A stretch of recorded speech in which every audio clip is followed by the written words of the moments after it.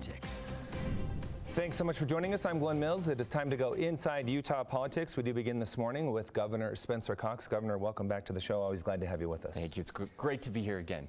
Big week ahead. Let's start with the legislative session. Kicks off in just a couple of days. What are the most important things that you think need to get done this year? So we know, we talk to Utahns, and my priorities match their priorities. We've got to reduce the price of housing. We've got to make sure that the Great Salt Lake does not dry up, and we're laser focused on that. We need to pay our teachers more and make sure that we're fully funding education. And then we need to give money back to the people of Utah. There's an opportunity for us to have historic tax cuts this session. You've made a proposal on doing just that. Let's dig a little bit more into the tax cuts. What form do you envision them taking? So we're still trying to figure out what that balance is. Certainly we've recommended a significant income tax cut. We've recommended a Social Security tax cut. We've recommended a refund because we do have some one-time surpluses, so sending checks back to taxpayers. We've recommended expanding a dependent credit that will help families with children, really focused on families this year. And we're in discussions right now about possibly removing the tax on food, which is something we've wanted to do for a long time. Yeah, there was an effort to do that last year. It fell flat. So what is it looking like as far as outlook goes? Yeah, so it's interesting. This time, somebody asked me the other day, like, is this real or is this what we've done before, where somebody proposes it, we talk about it for a little while, nothing happens. This is different. It feels real. The people who are talking about it are different than past years. We're having some leadership discussions as well. So I don't know yet whether we can get it across the finish line, but this is the best chance I've seen in a long time. Some advocates are saying a tax cut is nice, but instead of doing that, why not put that money into other areas that are needed, such as education, for one? Well, let me just say that a tax cut in the right places, I think, is needed and is good for families that have faced inflationary pressures. So especially the tax on food, right? That will help the most vulnerable amongst us. But the good news is we've been fiscally responsible as a state, and our economy is doing so well that we can do both of those things. We could have historic tax cuts and historic education funding.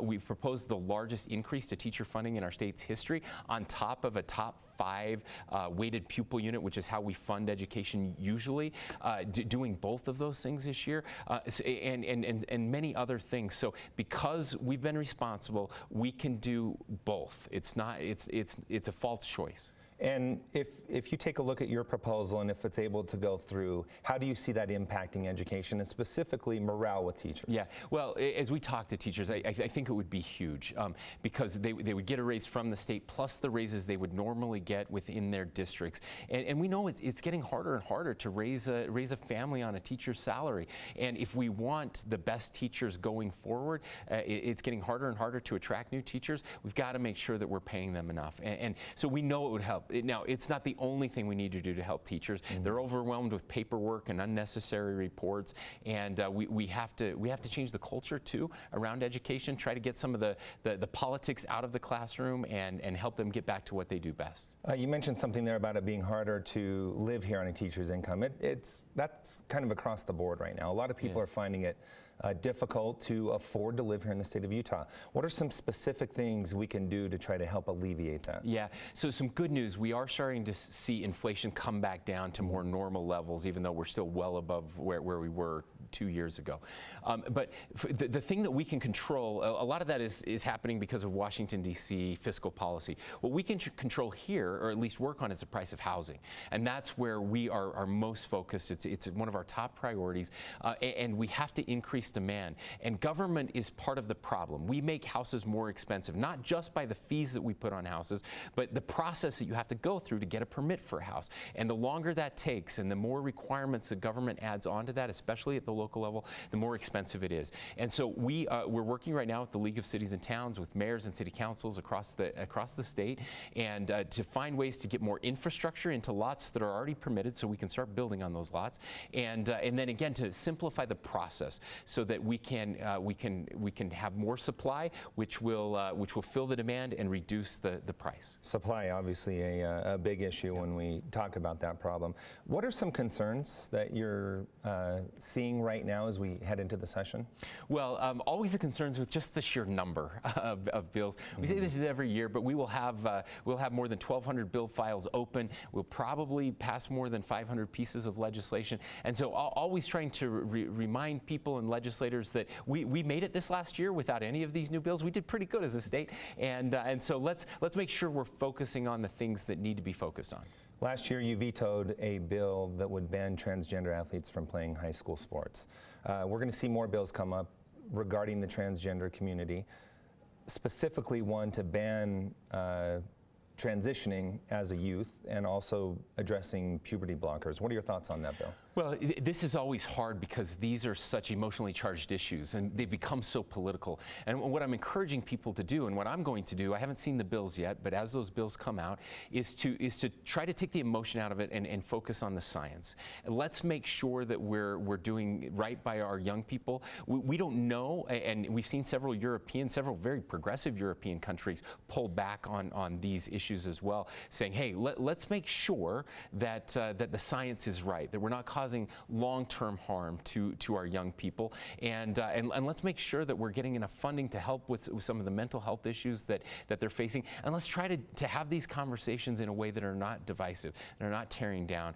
That's what happened last year on the very last night of a session. I mentioned it was a mistake for lots of reasons. I feel like I've been proven right. If you look at everything that's happened with the lawsuit, everything I said would happen happened, and so I think there's a better way to do it, and I'm certainly hopeful we can do that this year. More on mental health in general. You've been talking a lot lately about youth and social media. There will be some bills on dealing with cell phones in school and social media. What are you thinking there? Well, it's something I've been pushing for a long time. If you look at what happened starting in about 2010, the mental health rates with our youth, looking at depression, anxiety, self-harm, those numbers have skyrocketed. And I think people would be shocked to see this hockey stick-like increase, exponential increase, doubling, tripling in the mental health problems with our young people. And we know it's related to social media and screen time. And so we're going to be working with the legislature, working with schools. Every parent I talk to, every teacher I talk to says we need to turn the phones off during class time so we can start focusing again. We know that we need to have kids sleeping more and shutting them off at night. And social media companies bear some responsibility here. They are absolutely taking advantage of our youth. It's causing severe harm, and we're going to hold them accountable. Yeah, you've basically put them on warning. You either come to the table and be part of the solution, or we will do it for you. Yeah, that's exactly right. We need age verification. There should be a separate type of account for a young person on Facebook, Instagram, Twitter than an adult has. And we do that in so many other areas of the law, so many other areas of society. It should be the same way here, and they've got to come to the table. Yeah, definitely a big problem there in our state and beyond. I know you can't give up too much, but let's talk state of the state. How are you feeling about where we are as a state, and what is your vision for the upcoming year? Well, I feel very good about where we are as a state. I'm the vice chair of the National Governors Association, so I get to work with 49 other governors and talk about what's happening in their states. So things are good here, but they can be better. And my focus will be on the next generation, making sure that our kids and grandkids have a better life than we have. That's been true of every generation in American history, and it has to be intentional. It's not just going to happen by accident, and those are the big things we should be focused on. The big speech is Thursday. Just give us kind of a little inside baseball look at what it takes going into that big moment. Sure, yeah. So I like to write mostly my own speeches, and I'm still working on this one. It's not done yet, but hopefully by Thursday it will be completed. And we're getting close. So it's a lot of work, but it's work that happens throughout the year. So as we're looking at the issues, putting our budget together, I'm trying to look at the biggest priorities for me, and then trying to craft a speech in a way that will resonate with legislators who will be sitting there with their families, and also speaking broadly to the people of Utah. I know most people probably don't watch it or read it after it's done, but I hope they'll pay attention. It'll be about 15 to 20 minutes is all. We keep it a lot shorter than the president does, Yeah, and we like hopefully that. people can review it. And we will be carrying it live right here at 6:30 on ABC4, by the way. Thanks so much for your insight. Really appreciate it. Thanks, Glenn. You bet. Still to come, more on the